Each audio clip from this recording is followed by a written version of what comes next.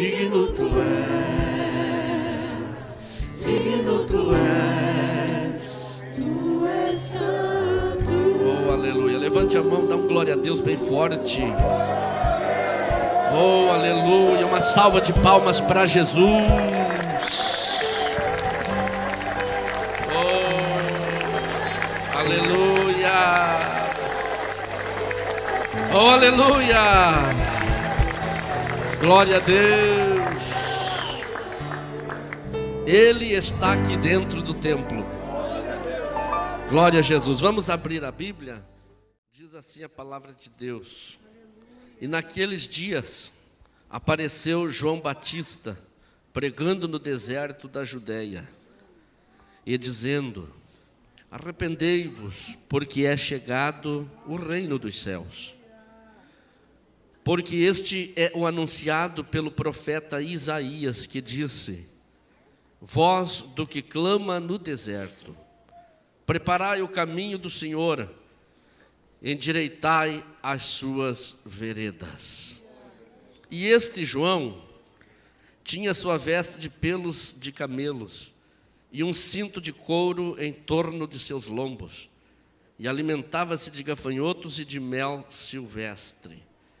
Então ia ter com ele Jerusalém, e toda a Judeia, e toda a província adjacente ao Jordão.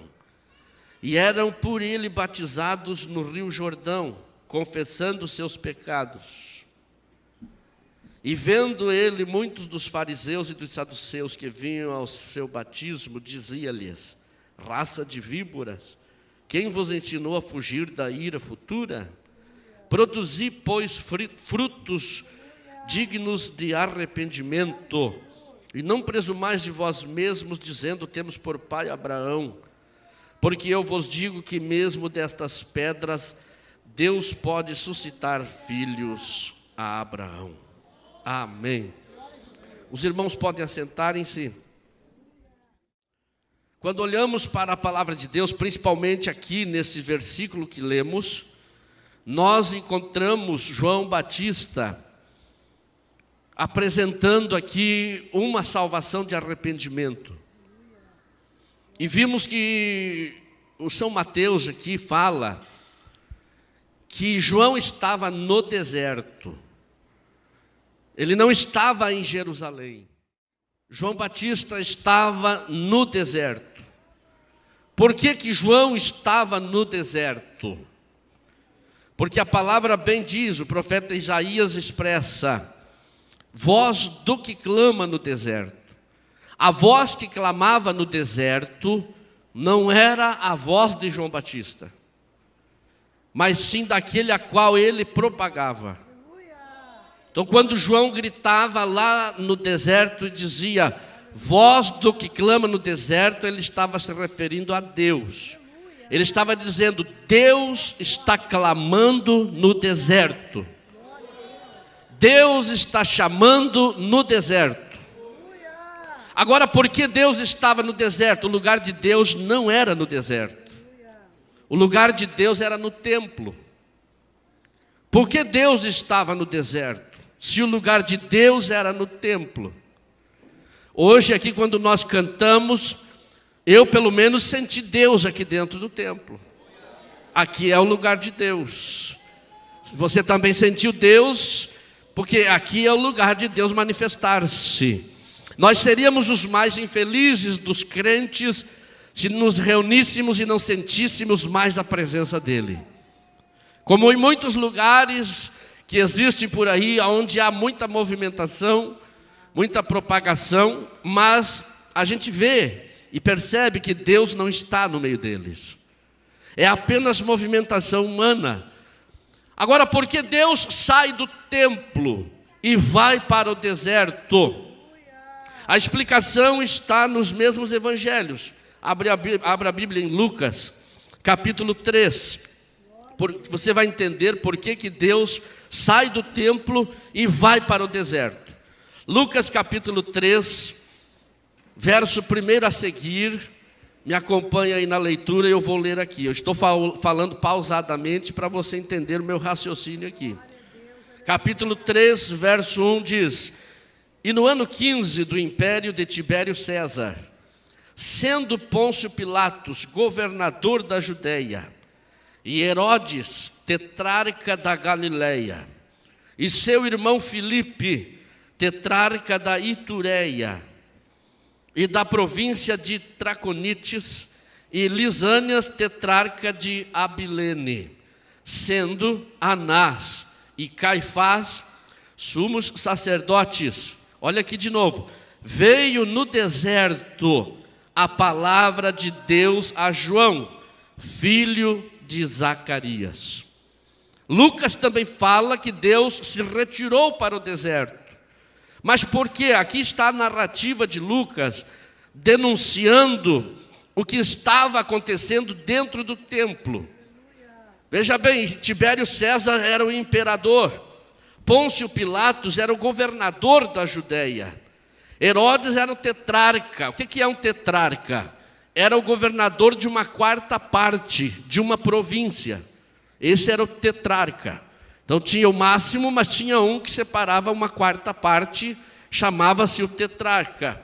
Da Galileia era o Herodes. O seu irmão Filipe, ele era tetrarca da Itureia e também da província de Traconites. E Lisânias, que era um outro, tinha também, ele era tetrarca de Abilene. E agora ele denuncia aqui, dizendo: sendo Anás e Caifás sumos sacerdotes. Mas veja bem, pela ordem de Deus, não podia ter dois sumos sacerdotes. Teria que ter só um sumo sacerdote, porque dois já entra numa contradição de termos. Por quê? Porque sumo quer dizer acima, ou único, ou primeiro, ou aquele que comanda, o maioral. Este é o sumo sacerdote. E por ordem de Deus, no templo tinha que ter só um. Mas agora vem o Império Romano. Nós sabemos que os impérios, eles vieram sendo distribuídos conforme o sonho de Nabucodonosor. Vem lá o Império Babilônico, o Império Medo-Persa, o Império Grego e depois o Império Romano. E no Império Romano, no período desse império, foi que Jesus nasceu. E foi nesse período que João Batista despontou também a sua pregação lá no deserto. Então foi nesse período do Império Romano que João Batista começa a pregar a respeito do nascimento de Jesus. Então veja bem, houve essa corrupção dentro do templo no Império Romano. Porque o Império Romano descobriu, e Flávio Joséfo fala muito disso, que o Império Romano percebeu que o povo judeu só dava ouvidos ao sumo sacerdote, mas não ouvia ninguém mais. Podia ser o imperador de Roma que viesse falar com o povo judeu, eles não aceitavam. Mas quando vinha um sumo sacerdote, esse era o representante de Deus na mente deles. Para eles era o representante de Deus. Então eles ouviam só o sumo sacerdote. O Império Romano vem e pega esse Anás, que era um judeu, mas que era um homem muito populista. Era um homem político, politiqueiro. Era um homem que tinha uma certa liderança no meio do povo. E o Império Romano separa ele para ser sumo sacerdote. E junto com ele, o Império Romano pega o seu genro chamado Caifás. Ficou tudo em família. Então ele era o sumo sacerdote, chama o seu genro e diz: tu vai me obedecer e nós vamos comandar o templo. Só que ali entrou a corrupção. Já no colocaram um segundo sumo sacerdote. Porque a lei de Deus era só um. E aí eles violam a lei de Deus colocando dois. Por aí Deus já começa a se retirar. Bem porque, meus irmãos, Deus se retirou da cidade várias vezes. Quem não se lembra, quando lá no livro do profeta Ezequiel, capítulo de número 11, Deus diz para Ezequiel: entra no templo e vê o que está acontecendo no templo. E Ezequiel estava indagando e conversando com Deus, e Deus dizia: eu não vou poder ficar mais aí dentro do templo, e nem na cidade. Eu vou ter que me retirar para o monte, isto é, para o deserto, porque eu não vou poder ficar aí. Mas Senhor, não saia daqui. Aí o Senhor diz para o profeta Ezequiel: entra no templo e vê o que está acontecendo. E ele entra no templo e vai entrando, e ele vê um buraco na parede. E o Senhor disse para ele: cava esse buraco, entra nesse buraco aí para você ver. E ele cavou, começou a cavar, e quando ele entrou para dentro, ele viu as paredes pintadas com idolatrias. Ele viu os sacerdotes com as mãos erguidas, viradas para o sol, adorando ao Deus Sol. E Deus disse: eu não posso ficar aí enquanto os meus sacerdotes têm uma vida dúbia, uma vida dupla. Aquela parede que tinham feito ali era para separar o pecado, mas o pecado continuava dentro. Não adiantava separar com uma parede. Eles tinham que tirar o pecado da vida deles para poder servirem a Deus. Não adianta compartilhar um pouco de Deus e um pouco de pecado. Então os sacerdotes na frente do povo faziam o sacrifício certinho. Traziam lá o bezerro, traziam as pombas, traziam as coisas do sacrifício. E perante o povo estava tudo bem. O povo é leigo, então estava lá sacrificando, e o povo: olha lá, esse é o nosso sumo sacerdote, está sacrificando. Mas atrás da parede tinha pecado, atrás da parede tinha coisa escondida. Mas Deus fala com seus profetas, e graças a Deus pelos profetas de Deus, que vai lá no furo, onde está o furo na parede, e diz para o profeta: mete a mão nesse furo aí, derruba essa parede e vê o que está atrás da parede. Quando ele vai lá, ele vê os homens adorando ao sol. Que Deus tenha misericórdia da nossa vida, irmão. Deus não te fez para adorar o sol, Deus te fez para adorar a Ele, na beleza da sua santidade. Ele é digno de adoração, e desde o início do culto eu sinto que Deus está aqui dentro do templo, e vamos nos esforçar para Deus permanecer aqui dentro do templo, porque é aqui que nós receberemos a glória dEle e o poder dEle na nossa vida. Mas Deus não pode permanecer onde tem pecado. E aí Deus fala com o profeta Isaías: vamos retirar lá para cima do monte. E aí vem esses impérios mundiais. E houve então, irmãos, antes de Jesus nascer, 400 anos de silêncio, que Deus não falou mais com a nação, Deus não falou mais com eles. E nesses 400 anos de silêncio foi que desenvolveram esses impérios mundiais, começando lá com Nabucodonosor. Depois vem os Medos, e depois vem o Alexandre com o Império Grego, depois vem o Império Persa. Esse persa foi o mais terrível que existiu. Por volta do anos 80 a 100 antes de Cristo, esse império predominou. Tamanha foi a corrupção desse império que a história conta que eles chegaram no templo do Senhor sacrificar um porco. Era para pôr uma ovelha, onde era para pôr um cordeiro, que era a ordem de Deus. Não, para abominar bem, colocaram um porco e sacrificaram no altar do Senhor. Para você ver a tamanha corrupção que estava, e é por isso, agora você está entendendo por que Deus se retirou do templo e foi para o deserto. Deus não podia ficar lá, porque Deus não coaduna com o pecado. Deus não tem sociedade com o pecado. Deus não tem sociedade com as coisas erradas. O que afasta Deus de nós é o pecado, mas o que aproxima Deus de nós é a santificação.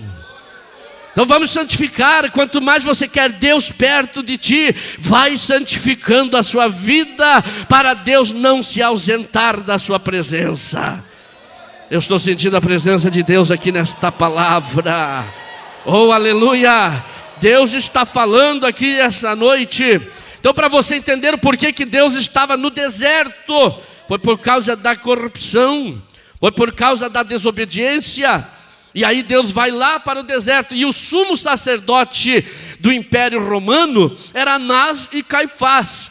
Quando Anás entregou, depois de 15 anos de reinado como sumo sacerdote, foi passando de filho para filho. Ele tinha 5 filhos, e foi passando para os seus filhos. Isto é, a mesma ideia, o mesmo tino, a mesma corrupção foi seguindo de pai para filho, de filho para filho e filho para filho. E aí estava esta situação lá no templo em Jerusalém. Mas o sumo sacerdote de Deus estava no deserto. João Batista, vestido de peles de camelo. João Batista não podia vestir as vestes sacerdotais, porque as vestes sacerdotais estavam no templo. João Batista não podia comer as comidas sagradas do templo, porque os Anás e Caifás tinham tomado conta das coisas sagradas de Deus e profanado. Então ele não podia comer comida comum, aí comia mel silvestre.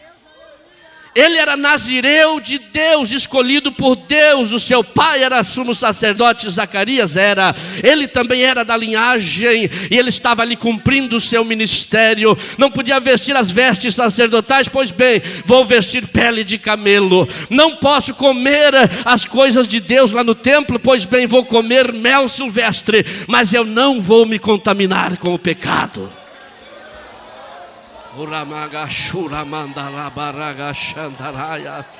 Lute por tua salvação, se esforce por sua salvação, meu irmão. Jesus está vindo aí e em breve vai te chamar pelo nome, e você tem que estar preparado. Agora preste atenção aqui.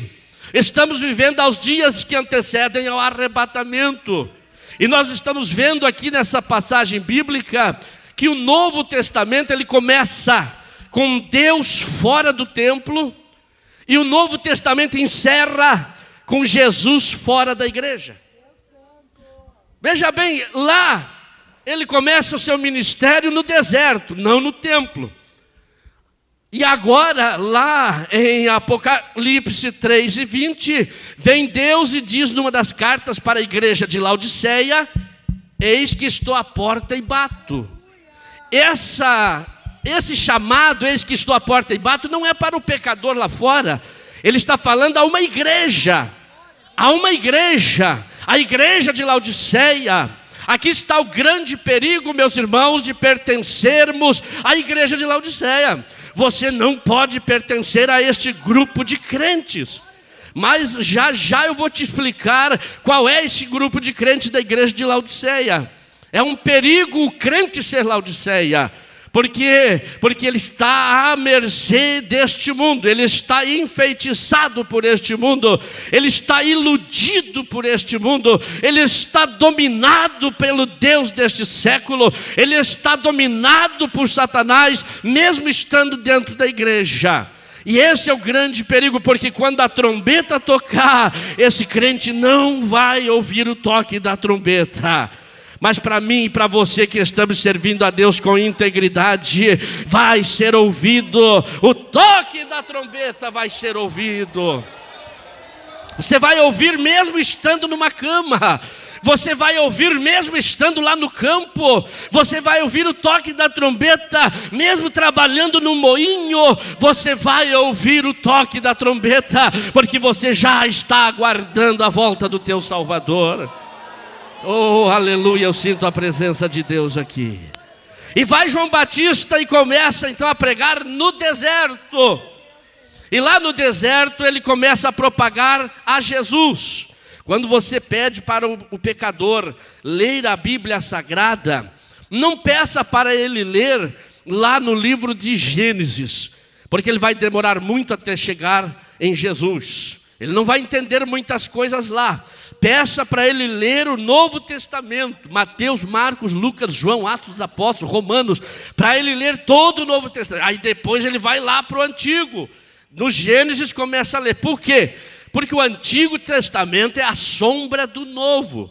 Isto é, coisas que estão lá no Antigo Testamento, nós vamos entender só lendo o Novo Testamento.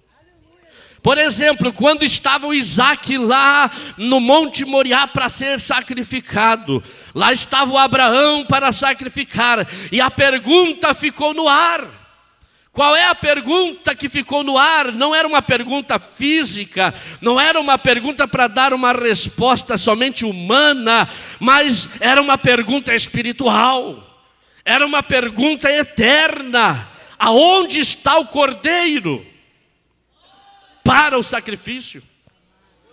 E ficou no ar aquela pergunta, embora apareceu lá um cordeiro no meio dos ramos, e a qual o Abraão usou para sacrificar e não precisou matar o seu filho. Mas ali havia uma figura do Messias.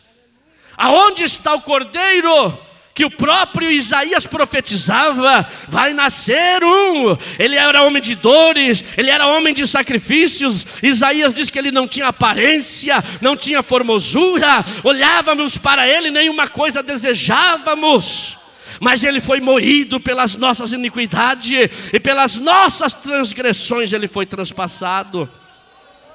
Mas quem é esse? Aí aparece o João Batista agora no Novo Testamento, às margens do Jordão, apontando para o povo, e apontava para ele e dizia: eis aí o Cordeiro de Deus que tira o pecado do mundo. Sinta aí, irmãos, esse Cordeiro de Deus que tirou o pecado da sua vida.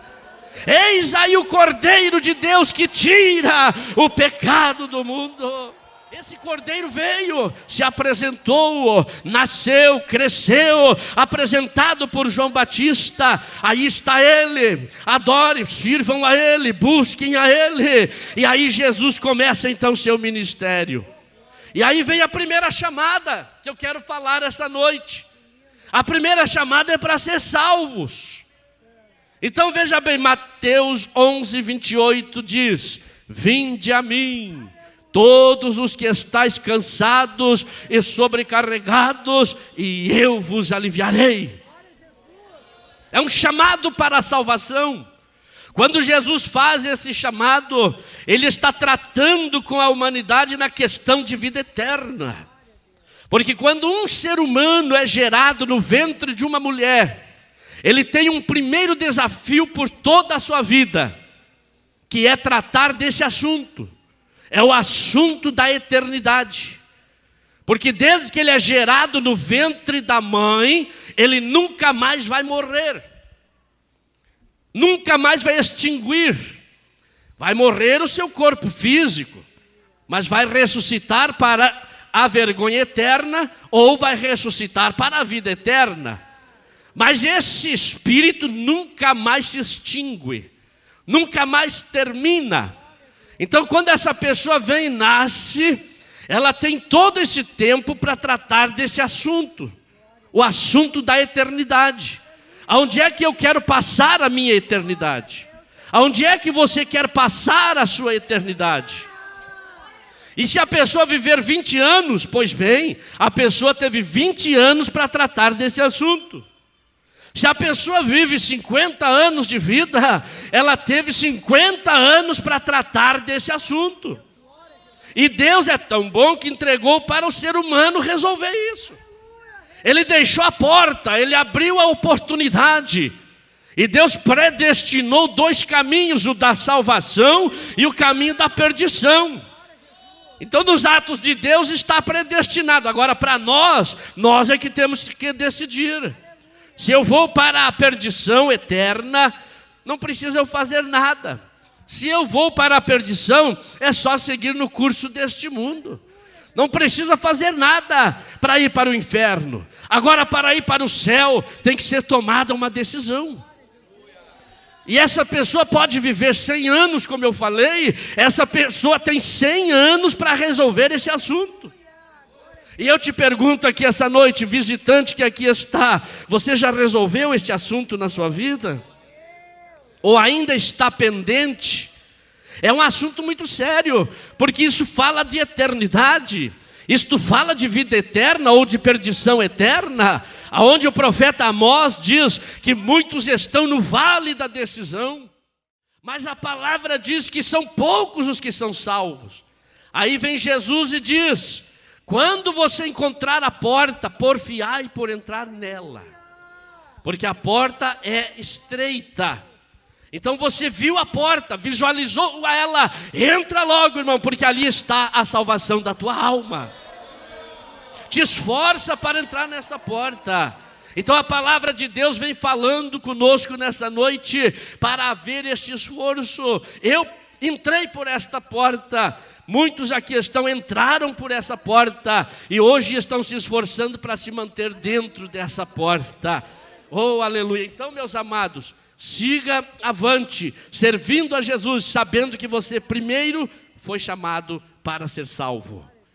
Olha para o teu irmão e diz para ele: você tem certeza da tua salvação? Pergunte a ele aí. Você tem certeza que se você cair morto agora, você vai para o céu? Me ajuda no som, um pouquinho mais de som, meu irmão. Você tem certeza de que se Jesus tocar a trombeta agora, você vai ser arrebatado aos céus? Você tem que ter certeza de salvação. Nós fomos chamados não para ser crentes. Você não foi chamado para pertencer a uma igreja somente. Você não foi chamado para cantar no grupo somente, para cantar no coral, para subir no altar como um pastor, como um obreiro. Antes de tudo isso, nós fomos chamados para ser salvos. E como salvos nós congregamos, como salvos nós cantamos, como salvos nós ofertamos, como salvos, aleluia, nós dizimamos, como salvos nós frequentamos a casa de Deus.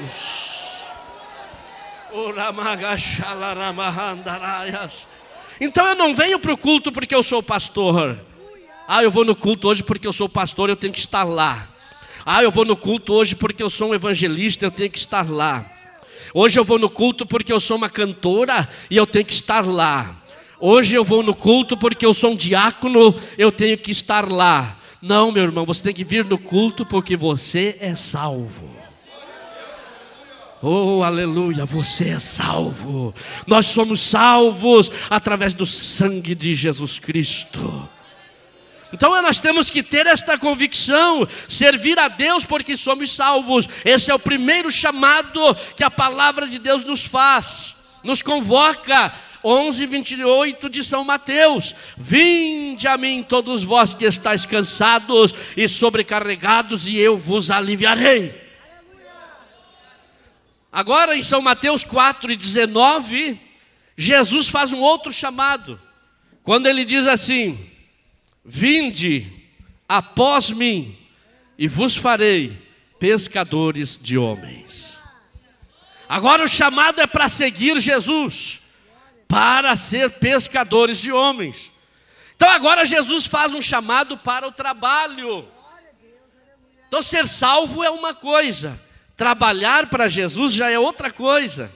Já é cumprir um ministério, já é desenvolver os dons que Ele nos deu, granjear mais alguns talentos, granjear mais alguns dons, algumas vocações, para bem melhor fazer a obra de Deus.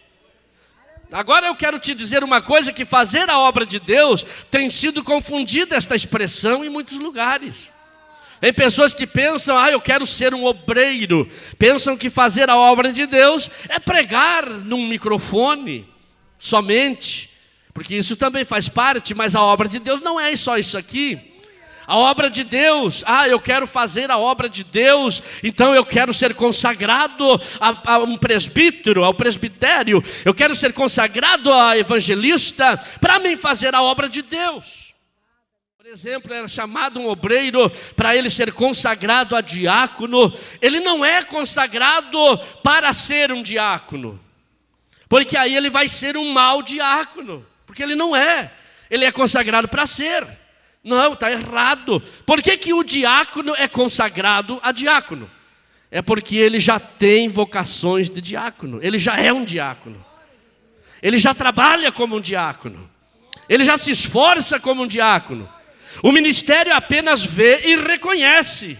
Olha aí, esse jovem, a igreja primitiva fez isso. Escolheram 7 homens de boa reputação, idôneos, maduros, cheios do Espírito Santo, trabalhadores, e o ministério apenas confirmou, porque chegaram perante a igreja: está aqui o Felipe, está aqui o Nicolau, está aqui os 7. A igreja olhou para eles e aprovou. A igreja viu em Filipe que ele era cheio do Espírito Santo. A igreja viu em Filipe que ele era um trabalhador, porque ia servir as mesas, ia puxar cadeiras. Então a igreja observou, o Filipe, sim, ele está sempre puxando cadeira aqui na igreja. Sim, o Filipe, ele está sempre arrumando alguma coisa. O Filipe está sempre fazendo algo na obra de Deus. Aí o ministério apresenta, ótimo diácono, aprovado pela igreja. Porque ele já... Agora, quando consagra para ser, camarada nunca carregou uma cadeira. Nunca carregou uma mesa. Nunca fez nada de diácono. E é consagrado a diácono. Vai ser um mau diácono. Porque ele vai passar, vai ver a cadeira torta, não vai endireitar a cadeira. Ele não tem essa visão, ele não é diácono. Ele é diácono só no título. Ele vai passar, vai ver um papel de bala no chão, ele vai até chutar o papel de bala. Porque ele não é diácono. Mas quando ele é um diácono nato, chamado por Deus, ele vê um papel de bala, ele já vai juntando, ele já vai ajudando a obra de Deus, ele vai apagando as luzes quando não tem nada na igreja, ele já desliga lá o ar-condicionado, ele já vai trabalhando porque ele é um verdadeiro diácono chamado por Deus. Então o obreiro, irmão, tem que ter essa convicção, que ele foi chamado primeiro por Deus. Eu vou dizer uma verdade aqui, que quem sabe você vai ficar um pouco chocado. Mas eu, na minha vida ministerial, antes de eu ser presbítero, evangelista ou pastor, eu não tive o privilégio de ser diácono, mas sempre trabalhando na obra desde criança. Desde os 9 anos fazendo a obra de Deus. E um dia fui orar por uma irmã velhinha que estava partindo para a eternidade. Ela olhou para mim, antes de morrer, olhou para mim e disse assim: Eliseu, eu vejo 3 estrelas na sua cabeça. E eu olhei para ela: irmã, o que é essas 3 estrelas? E ela disse: é ministério. E eu fiquei feliz. Amém, então eu vou ser diácono, presbítero e vou chegar a ser evangelista. Na minha mente foi isso que eu imaginei, eram as 3 estrelas. Mas quando eu fui consagrado, eu fui direto a presbítero, devido à necessidade da obra de Deus. Só que antes de eu ser consagrado a presbítero, evangelista e pastor, tudo isso que acontece na minha vida como pastor já acontecia antes. Orei por pessoas cancerosas antes de ser presbítero e Jesus curou. Fiz cultos ao ar livre antes de ser evangelista. Fazia muitos cultos na praça, nas ruas, antes de ser um evangelista.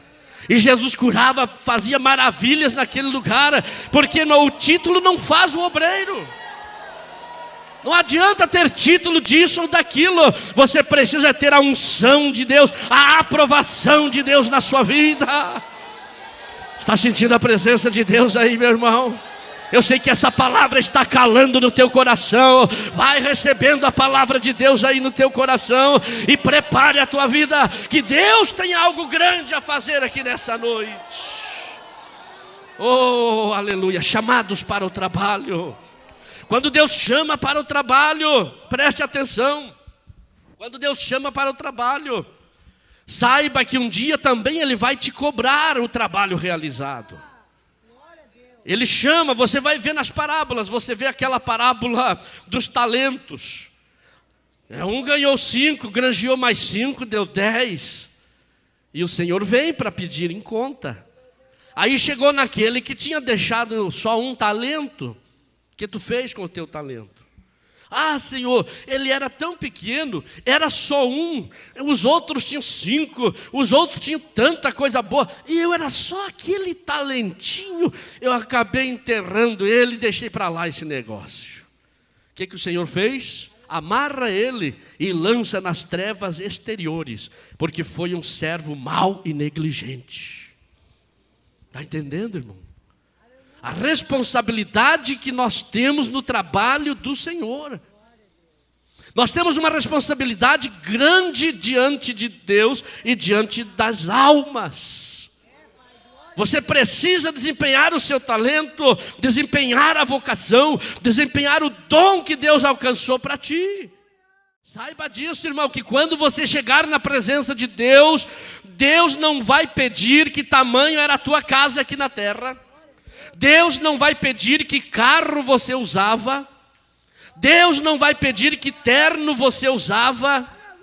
Porque às vezes a preocupação nossa do crente, principalmente do ano 1980 para cá, aonde entrou essa doutrina da prosperidade, aonde entrou essa doutrina da troca, né, da oferta pela bênção, aonde entrou esse sentimento de que quem tem mais dinheiro está mais perto de Deus.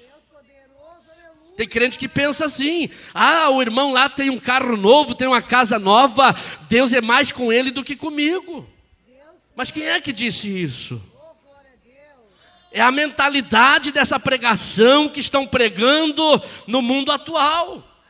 Da prosperidade, de querer ser rico, de querer estar no topo, de olhar só para dinheiro, só para as coisas financeiras. Mas e as coisas de Deus ficam onde? Tem crente iludido, enganado com coisas materiais. Irmão, tudo que você vê aqui está entesourado para o fogo eterno. Tudo que você vê, Jesus mesmo disse, não ficará aqui pedra sobre pedra que não seja derribada. Não se apegue, o que esse mundo é ilusório, é ilusão. Você tendo que comer, o que vestir, e a bênção de Deus vai dando glória a Jesus. Está tudo certo. Oh, glória a Deus. Não despreze o pobre, não despreze o pequeno. Tem gente que despreza o crente por ele ter uma bicicleta usada. Tem gente que despreza o crente por ele não ter um carro. Esse é um pobretão, deixa para lá esse pobre, como que Deus não estivesse com ele. Veja bem, não estou pregando contra ter posses, não é isso. Não estou pregando contra você ter as bênçãos materiais, não é isso. Eu estou pregando contra desprezar o pobre. Achar que o crente pobre não tem Deus na vida. Achar que o crente que ganha o salário mínimo não é crente. Quando a trombeta tocar, vai ter muita surpresa. Muita surpresa. Oh, aleluia. Por isso Davi orava: Senhor, não me deixa rico demais para mim não ensoberbecer. Também não me deixa pobre demais para não precisar andar roubando. Mas me abençoa o suficiente. Você pode dar glória a Deus, irmão. Quando Jesus te chamar lá, Ele não vai pedir a cor da tua casa, Ele não vai pedir a tua conta bancária. Olha, meu irmão, quanto tu tinha lá na poupança, quanto tu armazenou lá na tua casa. Jesus não vai perguntar isso. Quando chegar lá, Jesus vai perguntar as almas, os talentos, o que Ele entregou nas tuas mãos para fazer, o que você fez para a obra dEle. Meu filho, eu te entreguei esse talento, você não pregou, não abriu a boca naquela parada de ônibus, você não abriu a boca naquela fila de hospital, você não abriu a boca naquele funeral, você não abriu a boca, meu filho, naquela praça. Deus está falando, Deus está falando aqui essa noite. Te prepare, meu irmão, que Deus quer te usar nessa última hora. Este é o segundo chamado, mas temos o terceiro chamado. Esse é glorioso e é maravilhoso. Esse terceiro chamado, abre a sua Bíblia, leia comigo aí. Glória a Deus. Está em Mateus 25, 34. O que diz ali? Vinde, benditos de meu Pai. Oh, aleluia. Qual foi o primeiro vinde? Vinde a mim, todos que estáis cansados. Qual foi o segundo vinde? Vinde após mim e vos farei trabalhadores. E qual é o terceiro? Vinde e entrai no reino. Oh, aleluia. Vinde, benditos de meu Pai. Olha para o irmão que está aí do seu lado e diga para ele ou para ela: você é bendito do Pai. Diga: vinde, benditos de meu Pai, possuir por herança o reino que está preparado desde a fundação do mundo. Está preparado para entrar lá, meu irmão? Está pronto aí para entrar lá no céu? Oh, aleluia! Quando você lê o livro de Apocalipse, você lê no capítulo 4 o convite que João recebe. Quando então João vê um trono, naquela visão do trono, um assentado no trono. Aí aquele levanta-se do trono, vem até na porta e ele recebe um convite chamado pelo nome dele: João, sobe para cá, porque agora eu vou te mostrar as coisas que em breve hão de acontecer. Esse convite que João recebeu, ele chega no céu, ele viu, ele entrou lá, foi arrebatado, ele começou a ver os anjos, eles querubins, serafins, ele viu o trono, ele viu 7 trombetas, ele viu 7 castiçais de ouro. João começou a ver as 7 taças da ira de Deus, ele vê os 4 cavalos do Apocalipse, ele vê os 24 anciãos se prostrando e dizendo: Santo, Santo, Santo, Santo é o Senhor dos exércitos. E João continua vendo, ele vê a noiva chegando, ele vê o cordeiro que estava atrás dele, ele vê o livrinho na mão do anjo, ele vê o livro sendo aberto, ele vê os 7 selos sendo tirados, ele começa a ver cada selo, cada revelação dada. João começa a ver a glória de Deus, e é esta glória que a igreja vai ver naquele dia. Vinde, benditos de meu Pai. Quando você receber esse convite, entrar nos céus pelas portas, você vai ver o livro com os 7 selos.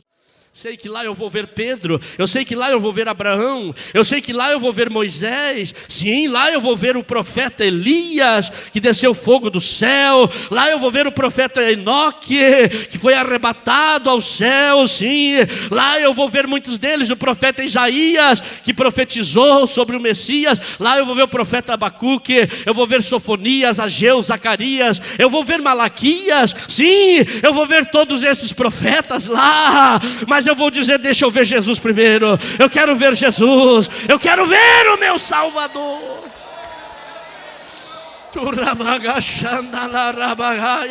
Eu sei, meu irmão, que a fila vai ser grande para dar um abraço em Jesus, mas nem que eu seja o último da fila, pastor Iberte, mas eu quero ficar lá no último da fila, dizendo: vai chegar minha mão. Eu estou aqui por toda a eternidade mesmo.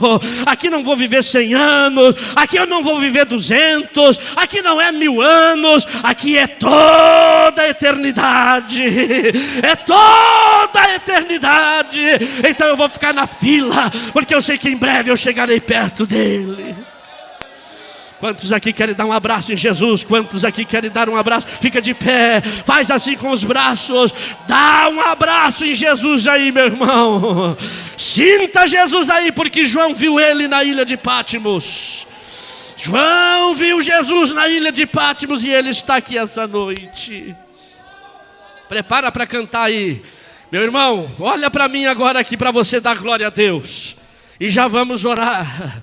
Qual é o segredo para Deus não sair do templo? Como saiu lá em Jerusalém, como saiu depois e foi para o deserto. Qual é o segredo, pastor Eliseu, para Deus permanecer no templo? É um só segredo, que também já não é segredo. É a santificação. É a santificação. O que é a santificação? É separação, meu irmão. Se separe do pecado. É só isso. Se separe da mentira. Se separe da corrupção. Alguém mandou assinar um documento fraudulento? Não assina. Não entra nessa. Alguém diz: vai, viola, assina aí, depois te põe o valor. Não faça isso. Isso é corrupção. Porque a Bíblia fala do ladrão e do roubador. O ladrão é aquele que mete a arma e passa aqui o relógio. Como é que eles dizem aqui em Porto Alegre? Se deu mal, caiu a casa. O que mais que eles dizem quando chegam? Perdeu o celular, perdeu agora tudo. Esse é o ladrão. E o roubador é o que rouba com a caneta. Rouba com a caneta, vai lá e pá. Muito cuidado. Então santifique a sua vida. Santifique. Porque antes de orar, a Bíblia manda você vigiar. Não adianta orar a noite toda e não vigiar. Tem gente que ora a noite, semana toda e não vigia num ato. perde tudo, perdeu tudo. Não adianta. Primeiro a Bíblia manda vigiar, vigia. Cuide do teu caráter. Cuide da tua vida espiritual. Não minta, não roube. Não se corrompa com este mundo podre. Não se corrompa. É isso que faz Deus permanecer dentro do templo. E é por isso que Deus está aqui no templo. É porque eu e você estamos santificando. A igreja está santificando. Oh, aleluia, aleluia, aleluia, aleluia, aleluia. Eu sinto a presença de Deus aqui. Vai dando glória a Deus. Quem tem glória a Deus, dá glória a Deus. Quem tem aleluia, dá aleluia. Mas abre a tua boca agora e comece a exaltar o Rei. Exalte ao Senhor dos exércitos. Canta coral, canta grupo. Eu quero fazer o apelo. Venha para frente, irmão. Venha santificar a sua vida agora. O primeiro chamado é para ser salvo. Olha ali uma alma vindo para ser salva. Venha, venha ser salvo. Jesus está aqui e Ele diz para ti, Mateus 11:28: vinde a mim, todos os que estão cansados e sobrecarregados, e eu vos aliviarei. Fardo está pesado, irmão. Amigo que me visita esta noite, está pesado o fardo nas tuas costas? Venha, Jesus quer aliviar o teu fardo. Venha, senhora, venha, Jesus quer aliviar o seu fardo. E a igreja vai dando glória a Deus. Olha aí, a salvação de almas. É salvação de almas. Venha, venha, milhares e milhares de anjos. Jesus te chama para ser salvo. Você precisa que ser salvo. Voavam ao redor. Você tem que tratar desse assunto da eternidade na sua vida. Do trono. Você tem que tratar desse assunto. Que voava ao redor do Agora eu quero trono. chamar aqueles para trabalho. Quer trabalhar para Jesus? Venha. Você que recebeu talentos, você que recebeu dons, venha para frente pedindo a graça de Deus para usar esses dons, para que Deus te use nesses dons espirituais. Venha. E no meio dos 7 castiçais. E abre a tua boca aí, meu irmão. Ore, ore, ore. A igreja me ajuda em oração. Ore, ore, ore. Ajude em oração, igreja. Era Jesus de Nazaré. Oh, aleluia. Não era um sonho, era realidade. João viu a cidade santa, para os crentes sendo preparada.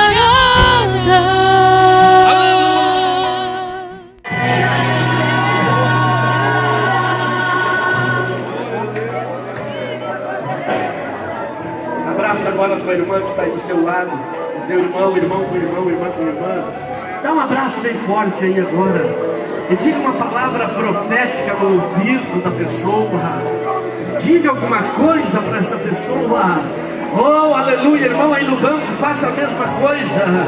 Diga alguma coisa aí no ouvido da pessoa. Diga para ela, Deus é contigo, Deus vai te abençoar. Diga para essa pessoa, você foi chamada para ser salva, você foi chamada para o trabalho, e em breve tu serás chamada para entrar no reino dos céus. Oh, aleluia, levante a mão, dá um brado de vitória, igreja. Dá um brado de vitória, em nome de Jesus.